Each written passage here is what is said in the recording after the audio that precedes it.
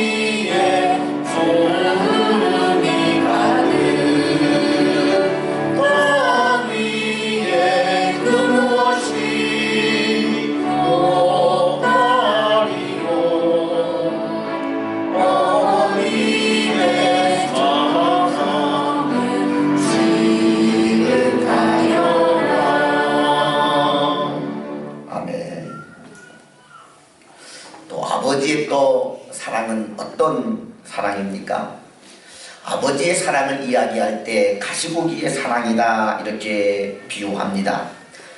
가시고기라고 하는 물고기가 있는데 암컷이 모래 위에 알을 낳고 가면 수컷이 알을 부화시키기 위해서 온갖 애를 다 씁니다. 알을 훔쳐먹으러 다른 물고기가 오면 목숨 걸고 싸웁니다. 자기보다 덩치가 큰 자라나 다른 물고기가 와도 물러서지 않고 피 터지는 싸움을 싸웁니다. 또 알에 산소를 공급하기 위해서 입이 다 망가지고 허물어지도록 끊임없이 모래를 뒤집어서 구멍을 내기도 합니다. 아버지는 숨은 사랑의 실제입니다. 표면적으로 드러나지는 않지만 늘 음지에서 자녀를 향한 사랑을 묵묵히 헌신하고 계시는 분이 바로 아버지입니다. 자녀를 위해서라면 무조건 참는 존재가 아버지입니다. 우리는 아버지에게도 효도를 다 해야 됩니다.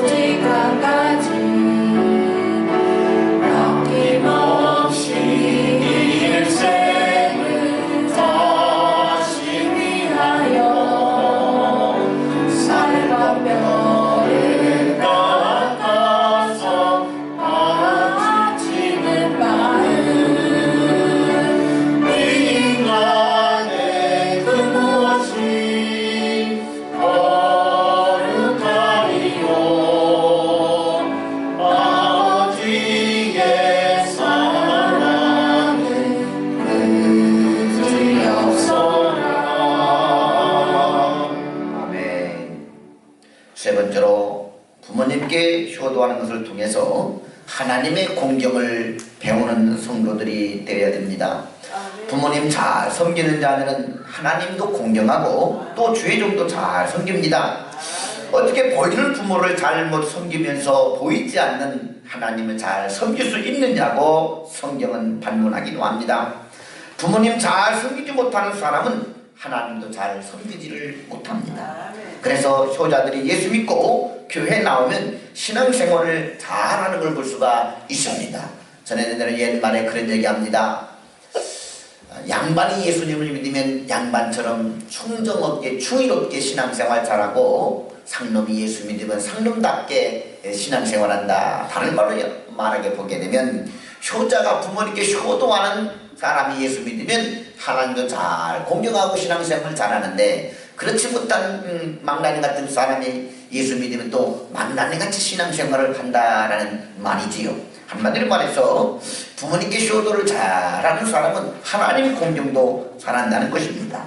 예수 믿는 사람은 더 잘 부모님 섬겨야 되고 또 그를 통해서 하나님도 사랑하고 또 공경하는 법도 배워야 하는 것입니다.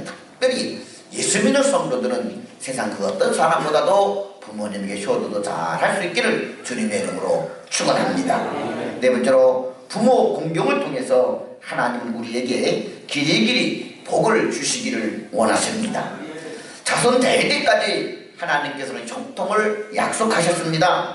너는 내 하나님 여호와께서 명령한 대로 내 부모를 공경하라. 그리하면 내 하나님 여호와가 내게 준 땅에서 내 생명이 길고 복을 누리리라.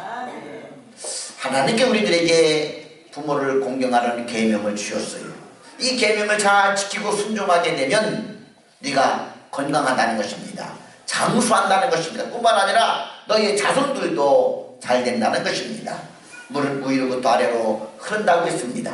내가 부모님을 잘 공경하게 되면 자녀들도 그 부모를 잘 공경하게 되는 것이지요. 내가 부모를 잘못 섬기면서 자식들이 나를 잘 섬기라고 기대하는 것은 어불성설인 것입니다. 우리는 우리로 부모님을 잘 공경하면서 또 하나님 앞에 충성하고 살 때 하나님은 그런 사람들에게 후대가 잘 되는 복, 장수의 복, 건강의 복도 주실 줄로 믿습니다. 그러면 우리가 어떻게 효도를 해야 할까요? 첫째로 바로 지금 살아있을 때 효도할 수 있기를 주님의 이름으로 축원합니다. 죽었을 때 제사 잘 지내려고 할 게 아니라 무덤에 꽃다발 갖다 드릴 것이 아니라 살아생전 이렇게 부모님께 꽃도 선물해 드리며 효도할 수 있기를 축원합니다. 살았을 때 꽃다발 갖다 드리고 생전에 맞는 것 대접해 드리고 죽어서 무덤 태워드리지 말고 살아생전 무덤을 태워드릴 수 있기를 축원합니다.